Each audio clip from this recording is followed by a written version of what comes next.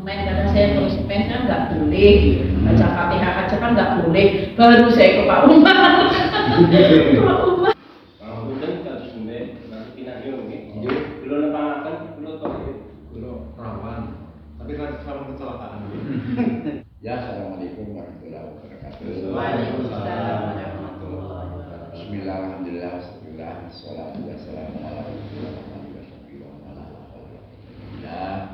Rabbi istirah li istirah wa yakli akhiran sampai tulisannya kalau kalian lalu menerima rekan-rekan lama yang hari ini ya masih pada bergabung karena begitu itu dari Warir atau di Bule itu tapi Bule ya nggak apa-apa Bule tapi banyak sekali tapi kalau sudah ada Bulenya Istimewa. Ya, sini karena dari tangan-tangan Pak Suwaryo tentang kerja hanya di situ Erwin Alhamdulillah. Ya, pertama saya mengacu kepada Allah dan orang hari ini kita meningkatkan iman dan Islam, nikmat kesehatan dan nikmat kekoberan sehingga hari ini maaf ini bukan berkemudahan tapi saya sendiri rasan ya rasan rasanan ya rasanan secara bahasa regulasi kawan kan sambung rasa ya kan apa rasa ya saya ngomong rasa bu saya benar ada ya teruskan bila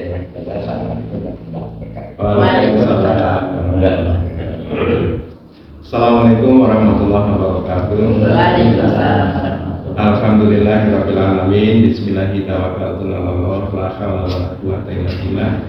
La ilaha illallah wa la ilaha illallah Muhammadar Rasulullah. Allahumma shalli ala Muhammad wa ala ali Muhammad. Persekutuan yang saya hormati, kemudian beberapa teman-teman ini yang masih ada muda kayak Pak Edwin dan semoga tapi ini udah yang sepuh ini kan berarti kan gitu ya. Alhamdulillah sore ini alam mempertemukan kita di rumahnya Pak Umar. Sebagaimana yang disampaikan tadi ini bukan kajian tetapi ini hanya bahasanya Jawa yang mengundur rasa. Bahasanya orang sekarang ya sharing begitu kan. Jadi hanya sekedar yang saya tahu nanti saya beritahukan kepada teman-teman, kepada teman sekalian yang saya belum tahu, saya nanti juga suka. Jadi bukan berarti saya bisa, tapi saya berbagi apa yang saya tahu. Nah intinya pada pada siang sore ini kita ingin berbagi tentang yang saya fokuskan adalah tentang quantum vibrasi. Itu dari pelajarannya kalau mata pelajaran di SMA ya fisika kuantum. Nah karena kita tahu semua alam semesta ini sesungguhnya diatur dengan fisika. Nah kalau fisika yang tidak nampak itu namanya kuantum. Jadi tidak bisa tidak bisa dideteksi dengan alat apapun. Itu kalau sudah masuk ke wilayah orang. Kalau di dalam diri kita ya khususnya kalau kita di Islam itu ya yang ada di dalam sir kaki. Jadi bukan sir tapi di dalam sir. Oke. Nah, nanti kalau tidak sampai ke situ kan kita enak bicaranya karena kita kajiannya dengan ada landasan dari ajaran Islam dan Quran di situ. Tapi kita tidak akan bahas ke sana ya. Ini ada Pak Kiai Pak Tohirin yang ahlinya, ini yang bicara. Nah di dunia kuantum itu sesungguhnya yang mempengaruhi alam semesta ini atau dalam arti kita sama alam semesta itu dihubungkan dengan kuantum. Nah biasanya orang ya umumnya kan mengatakan ada kerentek apa ya? Kerentek itu yang ada di dalam hati. Jadi belum masuk ke wilayah. Nah, jadi ada kalau di istilah di kuantum itu ada rasa, ya kemudian ada pikiran. Itu di tingkat rasa, bukan di tingkat pikiran. Nah, kalau di tingkat rasa itu tidak pernah ada yang bohong. Pernah Bu Ella misalnya mencoba kopi seperti ini, lalu jadinya rasanya pahit, nggak manis, nggak pernah kan? Seperti pahitnya apa lah? Artinya rasa itu tidak pernah bohong. Nah, kalau rasa perasaan, ada rasa bahagia, ada rasa senang, ada rasa susah, dan lain-lain itu kan tidak pernah bohong juga. Nah, itu kan yang bisa merasakan hanya diri sendiri. Dan rasa ini adalah rahasia Tuhan dengan hambanya. Tidak mungkin rasa itu bisa diseringkan kepada orang lain. Bisa pun nanti yang mendengarkan hanya bisa memprediksi sesuai dengan rasanya yang orang dirasakan. Kalau saya merasakan bahagia, kamu bisa nggak memprediksi bahagia? Ya, apa bahagia yang pernah dirasakan oleh beliau kan seperti itu kan? Ikut seneng aja. Nah, kan begitu pasti orang bahagia seperti itu. Nah, rasa itu tidak bisa dideteksi dengan apapun. Bisanya dilihat efeknya. Orang bahagia merenung apa ceria gitu kan, di wajahnya kan gitu.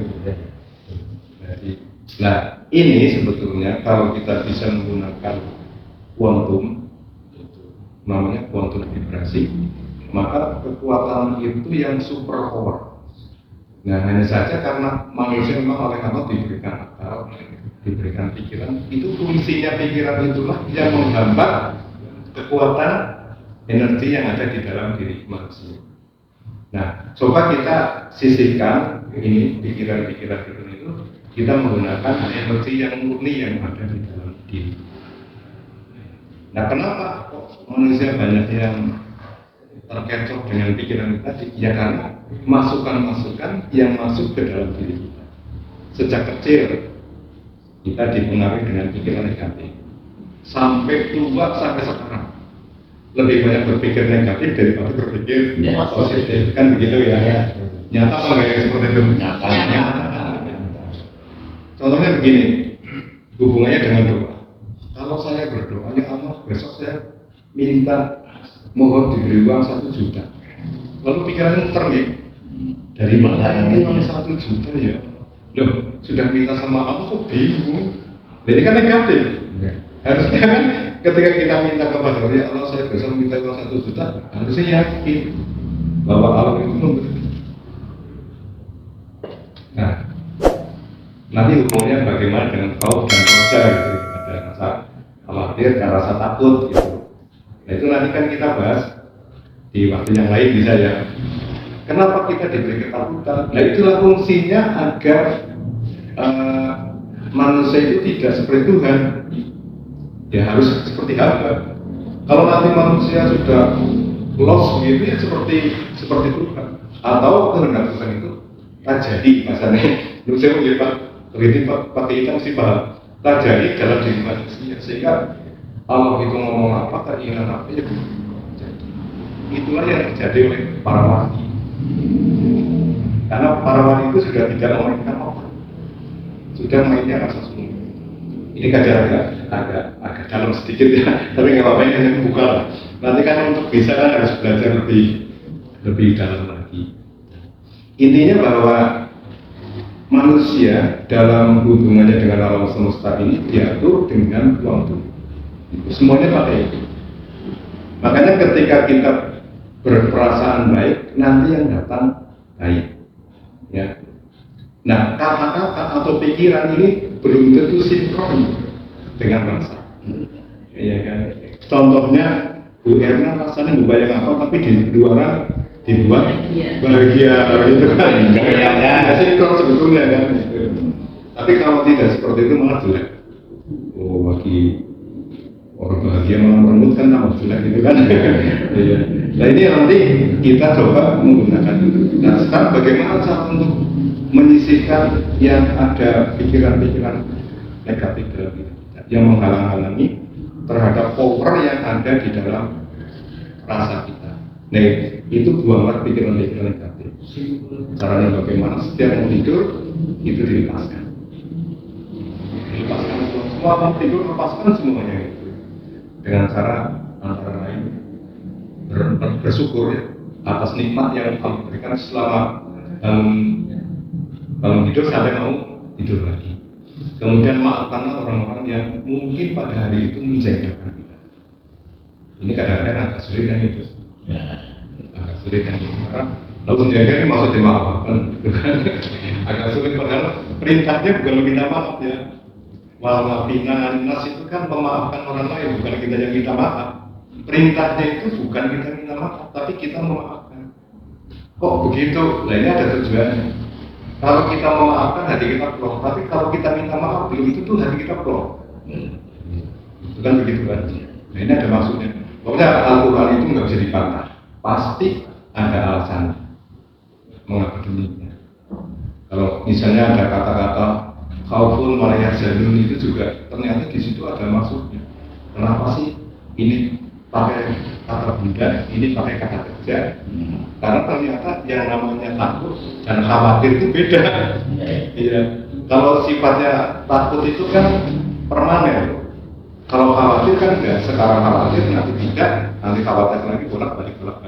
Itu maka menggunakan kata kerja. Pilih ya, pakai ini.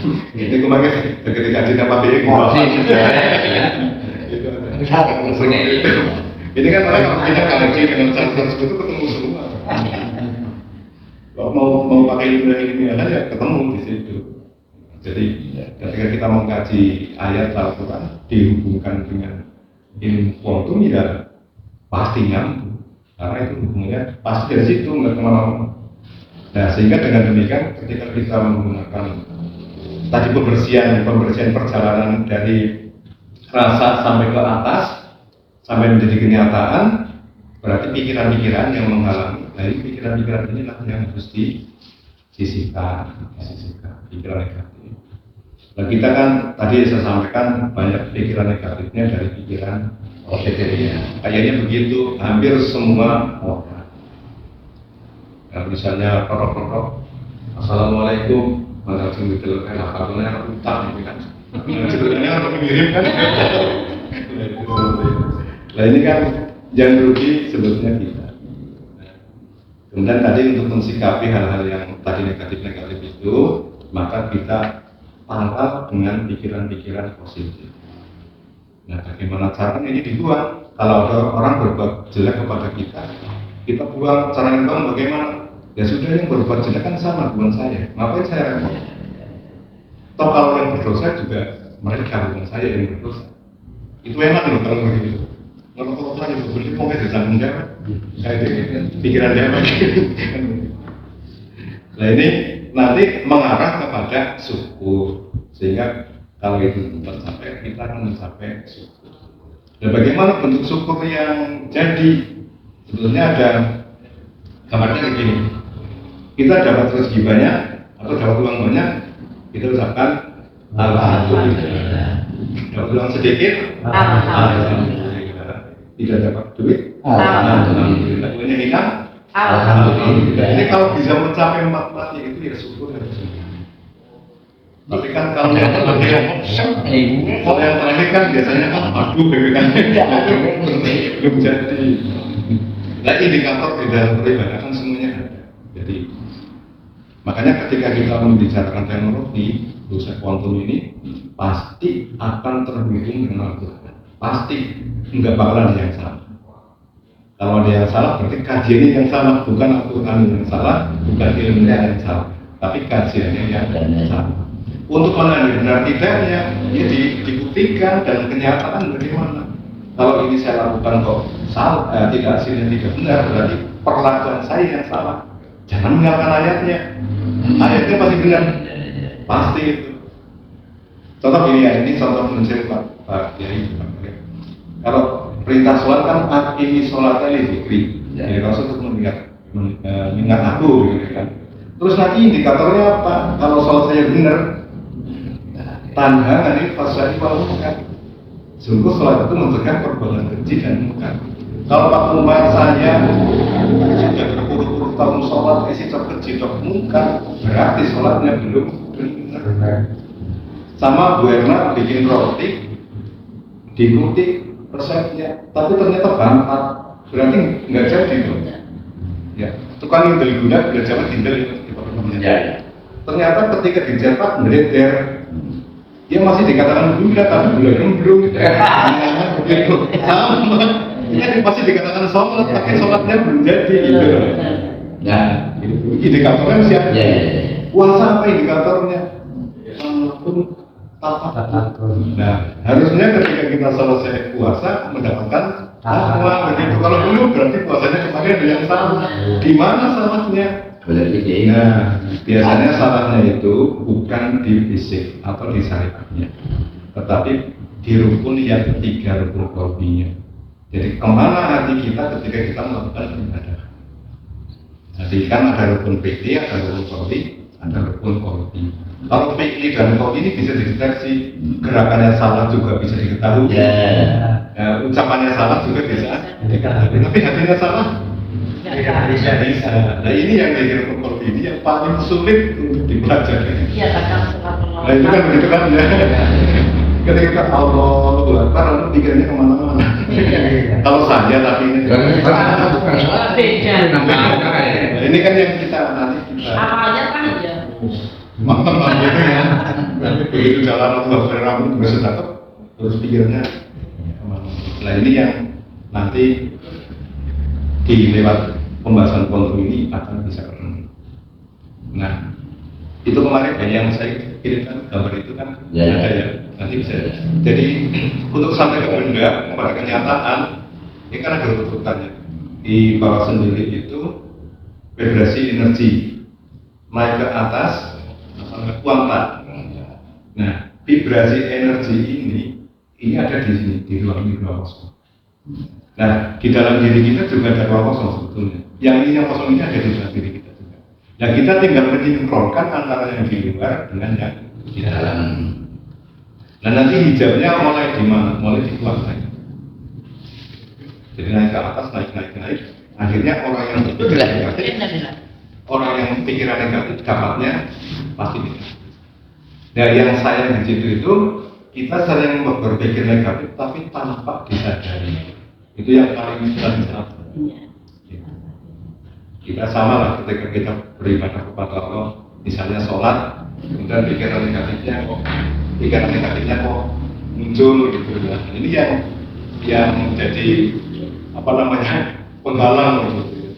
Kalau misalnya gini untuk yang paling di sini vibrasi energi dan ini di sini kuat atau kuat nanti ada di tapi di kami nah ini di wilayah ini kan wilayah yang tidak nampak nanti kalau sudah ke atas ini sudah ada partikel kemudian di atasnya lagi ada atom selanjutnya ada satu lagi molekul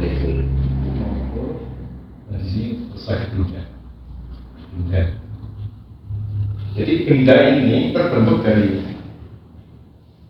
Nah sekarang bisa buktikan gaya seperti ini. Bisa dibuktikan.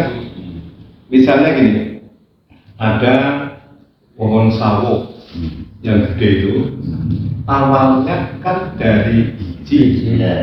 Nah biji di dalam biji itu ada namanya lembaga yang cuma tumbuh. Nah sekarang coba lembaga itu dibelah terus, yang ada apa?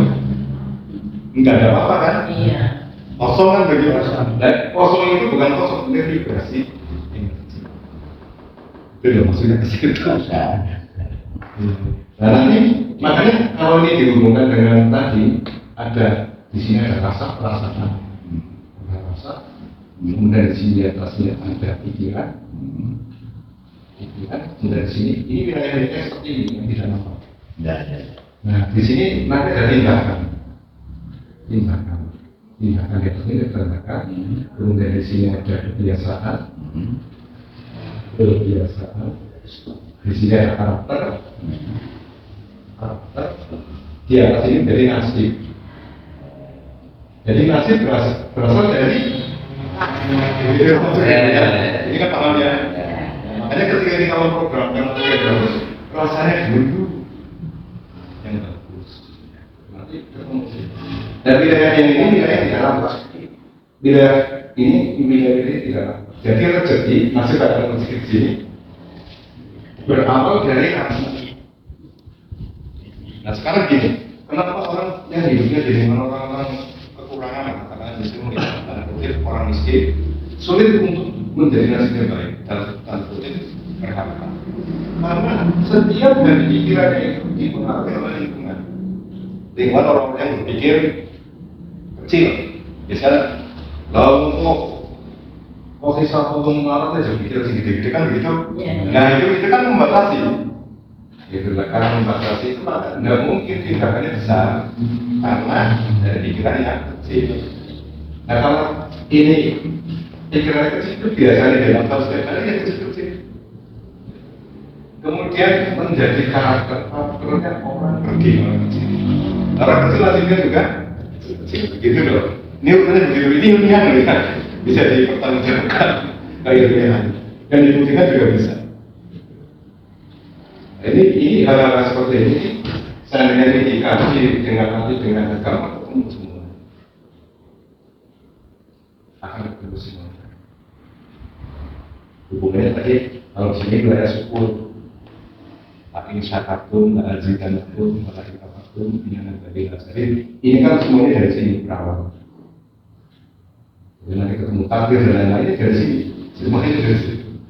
Nah, ketika kita memahami ini, kemudian kita praktekkan dalam kehidupan sehari-hari, nanti kita tinggal programkan proyek apa namanya nasib seperti apa yang mau diinginkan, maka diprogramkan di sini. Diprogramkan. Kalau di sini masih sulit, pakai ini, diturunkan ke bawah. Pikiran-pikiran. Masih diturunkan dari pikiran ke bawah dulu. Walaupun aslinya pikiran ini pun datang dari rasa. Kalau saya rasanya sakit, pikirannya nanti untuk kamu tindakan.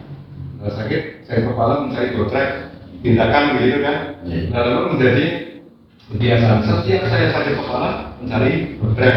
Nah, ketika sudah menjadi kebiasaan, karakter saya itu orang yang kalau sakit kepala, karakternya mencari gotrek. Nasibnya yang dengan gotrek itu sembuh gitu loh. Kan seperti itu. Nah, ini semuanya nanti ada tersambung.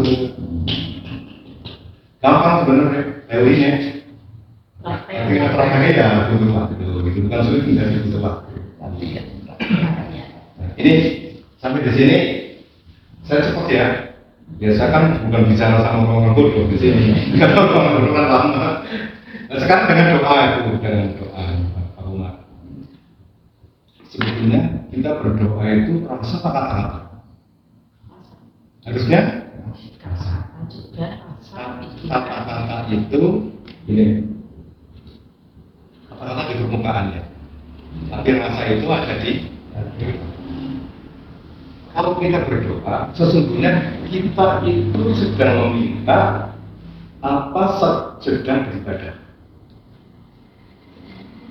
Nah, rata-rata hampir semua orang begitu. Ujuni, astagfirullahaladzim. Itu perintah Allah kan, mintalah kepadaku akan aku kabulkan diri Anda. Misalnya begitu.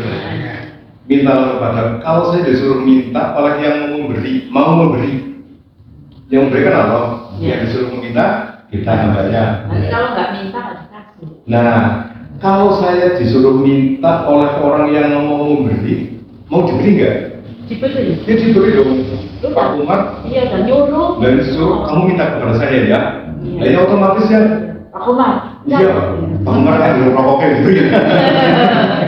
Itu kan langsung dia ngomong. Kita kapan ngomong. Betul apa ya lah. Nah, gitu ya. Makanya kesalahan kita doanya nggak dikabulkan itu karena ketika saya berdoa rasanya itu sedang meminta.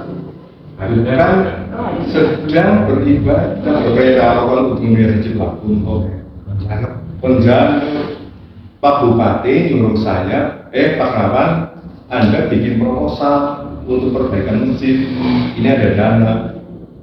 Nah ketika saya bikin proposal kan dananya otomatis dikeluarkan. Nah kalau saya berdoa dalam arti meminta itu berarti bukan menggunakan perintah Allah tapi menggunakan perintah nafsu. Iya enggak? Ya. Betul nggak kayak gitu? Saya pengen begitu kan? Iya. Saya pengen ini kepengen. Berarti saya mengikuti nafsu, mengikuti apa? Mengikuti nafsu. Nah makanya Allah ngomongnya begini. Kalau seandainya ini sih bahasa vulgar ya. Dong kamu minta sama nafsu ya silakan nafsumu itu penuhi kalau bisa kan begitu. Nah ini kesalahanmu begitu. Saya sejak dulu begitu. Ngertinya berdoa itu ya mesti meminta. Tapi ternyata enggak. Berdoa itu ketika saya berdoa saya harus merasa saya sudah diperintah oleh Allah untuk meminta. Kalau saya disuruh oleh Allah untuk meminta berarti Allah itu akan memberi. Iya. Itu ya. Jadi gampang ya. Iya. Gampang lah, oke. Jadi kan vibrasi dari rasa di sini. Jadi bukan pikiran. Kalau pikiran nafsu, kalau rasa enggak. Itu. Nah, maka itu jadi praktekkan. Bisa dibuktikan kalau nggak terbukti, berarti bukan teorinya yang salah, tetapi yang salah kita pelaksananya. Berarti kalau kita berdoa, kita harus merasa kita disuruh. Iya, Disuruh Allah sehingga untuk meminta. Karena yang memberi. Jadi, iya, yang yang berkehendak. Iya, yang berkehendak memberikan Allah. Tapi caranya saya harus meminta. Gitu, urutannya dong maksudnya. Rasa kudu rasanya dijaluk gitu. Rasa diperintah Gusti Allah kok dijaluk gitu loh. Dan itu kan tinggal mindsetnya saja yang dirubah, bukan cara berdoanya yang dirubah. Iya, Mindsetnya rasa kita, pikiran kita. Agak mudah lah gitu loh ya. Ya. Oke, Prakteknya mungkin kadang lupa gitu. ya kalau terus kan gitu. Kebiasaan sih ya, kebiasaannya ngapur. Nah, ini kan ada di sini. Ya, makanya sekarang itu dirubah. Dari sini asalnya dulu kan masukannya kan dari pikiran ya, dari pikiran. Walaupun rasanya udah betul, tapi ditameni apa namanya, diperiksa, dihijabi. Kalau dalam bahasa agama kena hijab ini di pikiran, hijabnya orang itu di pikiran. Nah, makanya ketika pikirannya disisihkan dari yang negatif, maka nanti rasa itu muncul ke sini itu otomatis menjadi nasib sesuai dengan kehendak Allah itu tadi. Nah, tapi di penghujungnya kita jangan sampai ujung, maka di penghujungnya kita yakin bahwa itu takdir Allah. Begitu. Kalau ujung nanti jadinya pokoknya malah menularkan pikiran gitu kan salah lagi.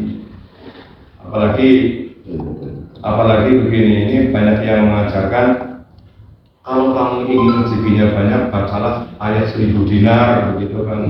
Wa may yattaqillah Esul ayat masih seterusnya itu di surat At-Tolak ayat 23 itu dibaca berulang-ulang terus nanti mendapatkan rezeki seperti dinar begitu kan. Nah itu salahnya nggak salah, yang salah ini di mindsetnya. Itu bukan di salah pelaksanaan, mindsetnya yang salah. Maka itu ada di rukun kolbi, bukan di rukun fikri maupun rukun kolbi. Bukan digerakkan maupun bersama, tapi ada di kolbinya. Nah, yang kolbinya ini di hati ini, itu maksudnya. Kalau pikiran ini sudah masuk di wilayah fikri atau kolbi. Maka nanti di sini akan ketemu lagi ada namanya power, ini power, ini ada namanya force. Ya, padahal force dengan power kan bisa ya. Artinya lain. Kalau kita menggunakan sini force, kita capek. Kata-kata yang ada di dalam pikiran, kalau kita menggunakan dua, ini pasti harus. Saya harus bisa, saya harus berhasil, saya harus ini, harus itu, harus. Coba Indonesia sampai. Ya kalau ini misalnya bikin macam keinginan ada 100. Saya ingin apa, saya ingin apa, kayaknya nggak sampai 100 sudah capek. Kalaupun ada salah ditaruh di pikiran, leng loh. Iya kan, gitu ya. Nah tapi kalau ditaruh di sini, di power, di wilayah rasa, di wilayah kontum, ini akan ditandai dengan kalimat saya suka. Coba kalau saya suka ada 1000 suka, nggak bakalan membebani otak. Ya nggak sama sih. Saya suka bahagia, saya suka kaya, saya suka ini, suka ini. Kalau harus kan kita Jangan itu pakai ini. Makanya kita gunakan sebetulnya suka banyak, suka. Saya suka bahagia, saya suka kaya, saya suka hartanya banyak. Nah, gitu kan. Nah terus bagaimana memprogramkannya? Ya, Ini harus bagaimana programnya? Ini jangan menggunakan apa aksi penolakan ya. Penolakan. mengatakan jangan sampai masuk ke wilayah program. Orang ini nggak sadar loh. Kalau misalnya gini, saya ingin tidak miskin. Nah, Kalau diganti dengan saya ingin kaya sama kok artinya? ya. Iya kan? Saya ingin tidak miskin. Ya. Misalnya saya tulis ya, Ya. saya ingin Tidak miskin. Saya ingin kaya. miskin gitu ya. Nah, ternyata kata tidak ini tidak akan masuk ke wilayah pasar. Karena penolakan. Ini kata penolakan. Tidak, jangan, bukan, dan seterusnya. Itu teman-temannya lah ya. Iya. Maka ketika kita melihat saya ingin tidak miskin, kata tidaknya tidak masuk ke program rasa, maka saya ingin miskin. Yang benar nggak seperti itu? Ya. Yang masuk rasa itu, yang masuk rasa ini. Coba sekarang buktikan. Sekarang kita semua coba kosongkan atau mungkin kosongkan sekosong-kosongnya. Termasuk jangan memikirkan gajah. Jangan memikirkan gajah. Ada nggak gajah dalam pikiran kita? Nggak ada. Justru yang kelihatan gajah, ya nggak? Padahal saya ngomongin jangan pikirkan gajah. Nah ini ketika program-program ini masuk ke dalam doa, pasti yang terjadi sebaliknya.